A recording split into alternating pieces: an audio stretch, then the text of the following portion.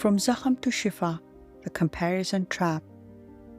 Assalamu alaikum, beautiful souls, and welcome back to From Zakham to Shifa, the space where quiet pain meets honest truth, and where healing is allowed to happen gently in its own time.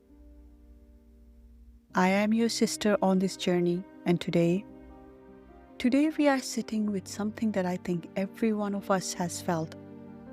That ache in your chest when you see someone else's life looking picture perfect and yours feels like a mess behind the scenes. We are talking about the comparison trap, especially in the age of social media, where scrolling often turns into spiraling, where highlight reels masquerades as real life, and where it is so easy to feel like you are the only one who is behind. But before we dive deep, I want you to take a breath with me. Inhale, hold, and exhale. Because if you clicked on this episode, chances are you are feeling that familiar weight in your chest, that voice that whispers, "Everyone else has figured it out, but I am still struggling." My story, the illusion I lived in. Let me tell you my story, and maybe as I share, you will recognize pieces of your own. It was a Tuesday night around 11 p.m. My two teenage daughters had finally retreated to their rooms after our usual evening negotiations. Discussions about screen time limits, reminders about curfews for the weekend, and the ongoing conversation about which friends they could hang out with and when. I collapsed onto my couch, exhausted from the day's work, and did what many of us do. I reached for my phone. The scroll began innocently enough, a former colleague posting about her promotion to senior director, an old friend sharing photos from her anniversary trip to Paris, another acquaintance celebrating her master's degree graduation. And here I am, a single mother with two teenage daughters, feeling stuck in the same role for the last 5 years, feeling decades behind everyone else, wondering if I was the only one who seemed to be standing still while the world moved forward around me. I kept thinking, I am doing all the right things. I pray as much as possible. I work hard. I try to stay grateful. So why does it feel like I am being left behind? Why does it feel like Allah has forgotten about me while blessing everyone else? That night, I cried myself to sleep, feeling like a failure, like I had somehow missed the memo on how to build a successful, Instagram-worthy life while everyone else was out there achieving their dreams. But what I did not realize then, and took me months to understand, is that I was measuring my difficult Tuesday of teenage negotiations against someone's celebratory milestone moment. The awakening what I could not see. It took an unexpected conversation with my daughter to wake me up. We were driving home from her friend's house when she started talking about their hangout. She told me how her friend's mom had burst into the room and scolded her friend for spending so much time with her school friends instead of her cousins, reminding her that, after all, they are family and she has an obligation to be closer to them. My heart sank for her friend.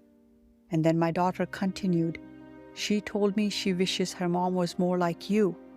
She said you actually listen when I talk to you, and you're not always on the phone fighting with someone or pushing me to hang out with people I don't want to. I was stunned. My Jaan, but her family always looks so perfect. They took those vacations. They always seem happy. My daughter looked at me with those wise eyes that teenagers sometimes have and said, "Yes, Mama, but you don't see what happens when there is no camera. Yeah, they take fancy trips, but she's never allowed to give her input.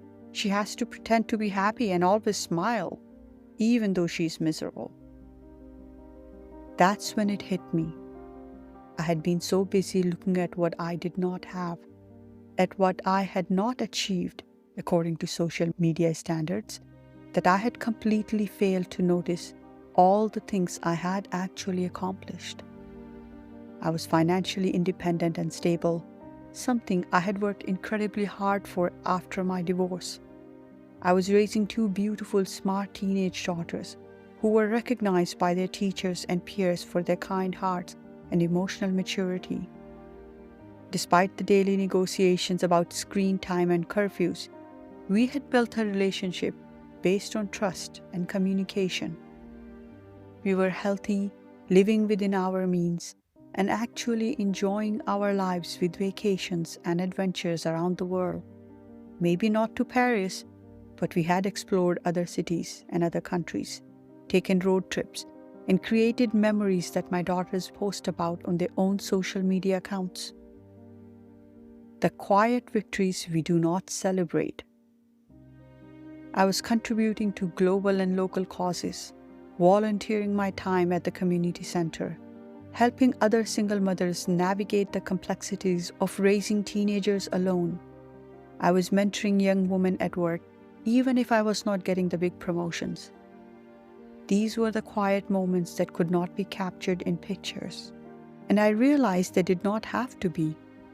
But in our Instagram culture, we have somehow convinced ourselves that if it is not posted, it does not count. If it's not getting likes and comments, it's not valuable. How wrong we are. Let me tell you about the victories that do not make it to social media. The countless late-night conversations with my daughters about peer pressure, about body image, about standing up for their values when their friends are making difficult choices.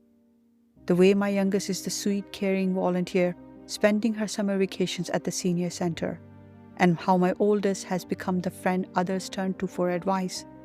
These character victories do not get hashtags, but they are building human beings who will change the world. The careful balance I have learned to strike between giving them freedom and keeping them safe, the trust we have built through consistent boundaries and open communication, the fact that they actually want to spend some time with me, even as teenagers, because they know I respect them as individuals.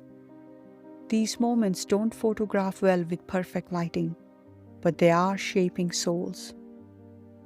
Social media is not evil, but it is incomplete. It shows us the graduation photos, not the years of homework battles and study season. We are all showing parts, not the whole.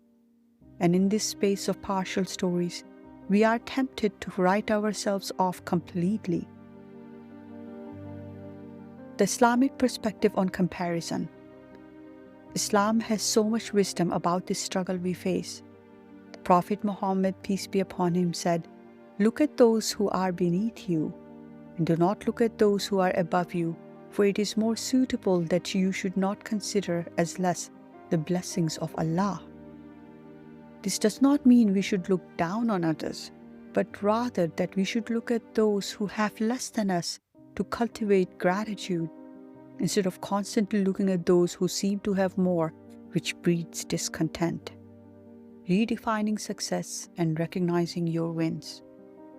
So what if we redefine success? What if instead of measuring our worth by external achievements, we started honoring the internal work we are doing? Maybe you didn't get your promotion, but you chose to be present for your teenager's emotional crisis instead of working hard. That's a win. The world celebrates loud victories, the promotion, the weddings, the degrees, the house purchases. But your soul notices the quiet ones. And you know what? Those quiet wins, they are sacred. Maybe even more sacred than the loud ones. Now I keep little mementos around me as reminders. A handwritten note from my daughter thanking me for being her mom. Screenshots of texts where they shared important moments of their day. A photo of us laughing together sits on my desk. These aren't Instagram-worthy displays, but they are gentle reminders of the good that is happening in my life when I start to forget. Practical steps to break free from comparison. The journey of not comparing yourself will not happen overnight. It is not a switch you flip. It is a mindset you gently return to again and again. Here is what has helped me. 1. I created boundaries with social media. I unfollowed accounts that consistently made me feel inadequate. I started following accounts that showed real life, the messy, beautiful, imperfect reality of being human. 2. I started a gratitude practice. Instead of just listing what I am grateful for, I write down one thing I accomplished each day that I am proud of. It might be as simple as I stayed calm when my daughter was testing my limits. 3. When the jealousy creeps in, I pause, I breathe, I ask myself, what in my life am I overlooking because I am too busy looking at others? Your timeline is sacred.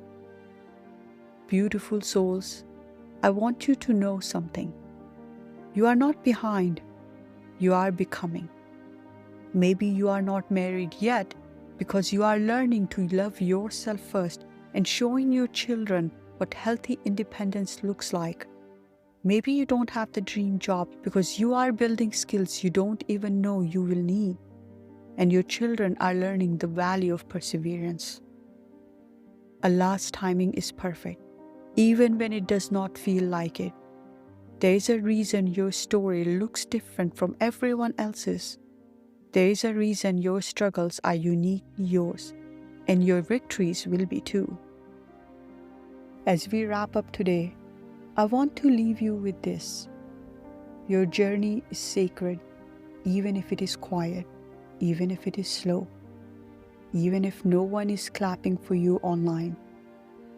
The individual who gets up every day and shows up consistently is a warrior, even if there is no medal for persistence. And if today was hard, if your scrolling left you doubting your worth, if someone else's win made you question your own path, I want you to put your hand on your heart and say with me, I am not behind. I am becoming. My journey is beautiful, and I am enough. Exactly as I am, right where I am. This is From Zakham to Shifa. Until we meet again, may you find rest in your own rhythm, joy in your own lane, and peace in your own story. Barakallahu fi, and wassalamu alaikum.